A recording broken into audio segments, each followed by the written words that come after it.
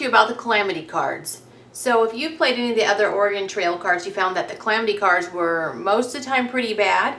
And in this case, I have found that the Calamity Cards, there's some good ones and some bad ones. And so I'm just going to go over some of the basic Calamity Cards. This one is a broken leg. One family member loses one of their health points. On your die, you would take your die and then you would move them down to a 4, from a 5 to a 4, or if they were at a 4, move them down to a 3. Then there is a snake bite, which is 2 health reduction in one family member this turn. Both of these are unavoidable, and it tells you it's unavoidable, so you have to do those. Then there is rocks, -1 action. If you watch the video, it talks about gameplay. We talk about there are 3 actions per turn, and so you would have 1 less action. Or you could get the coffee and it adds an extra action. So someone who has the coffee Calamity card would get to take 4 actions that turn. Frozen roads means you have a series of roads that you're going down. You would not be able to take it if you have that Calamity card. You would actually have to go tile to tile instead of using a road. So another one is the Wagon Extension. This gives you a Wagon Extension for free, but you also can buy a Wagon Extension for $200 at any of the forts.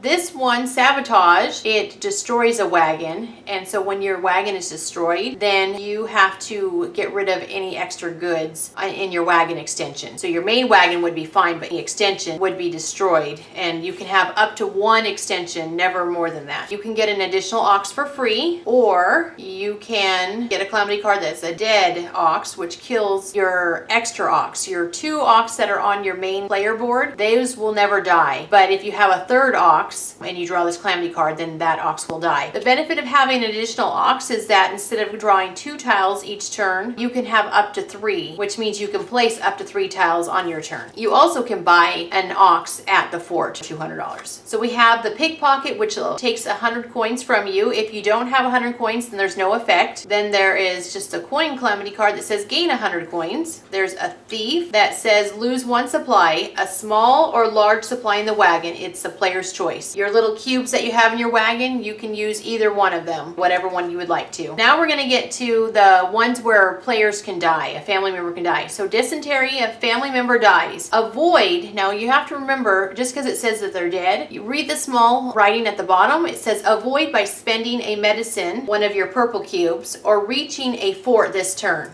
Typhoid is the same. You can avoid it by a medicine or reaching a town instead of the fort. Extreme cold, family members die. Avoid if you have the winter clothing cube. So this big cube here, if you have that one, you can avoid it. Or you can reach a fort. When it says reach a fort this turn, that's something that the rules doesn't clarify. They don't say that you have to end your turn in the fort. It says just reach a fort. So I've interpreted that to mean as long as you go in a fort during your turn, you don't have to end your turn in that fort, and then that Calamity card is resolved. Lost. So family member dies, you can avoid it by spending a compass or reaching a town this turn. Broken vessel, you would have to spend a spare part or reach a town. And bandits, avoid by spending 100 in coin or reaching a fort this turn. Starvation, family members die, avoid by spending 1 meat or reaching a fort this turn. Dehydration is avoid by landing on a river tile or a town this turn. So in this case, you're going to have to stop at a river tile or reach a town. Gun malfunction, lose a pistol or a shotgun. So the little cube, gray cube is a pistol. The big one is a shotgun. And then no hunting. During this turn, you cannot hunt. So you either have to buy food or hope that you have food already in your wagon, or you're going to have your family members each lose 1 point of their health. Compass, gain a compass, place in wagon. Gain a spare part, gain winter clothes, gain 1 winter clothing. Now 1 winter clothing is enough clothing for your entire family, so you don't have to worry about having more than 1 white cube. Then you can gain a medicine, which again is the purple, little purple ones. And then for the canned food, you can gain 1 meat, or you can do the food barrel and gain 2 meat in your wagon. So those are the Calamity cards, and some of them are good, some of them are bad.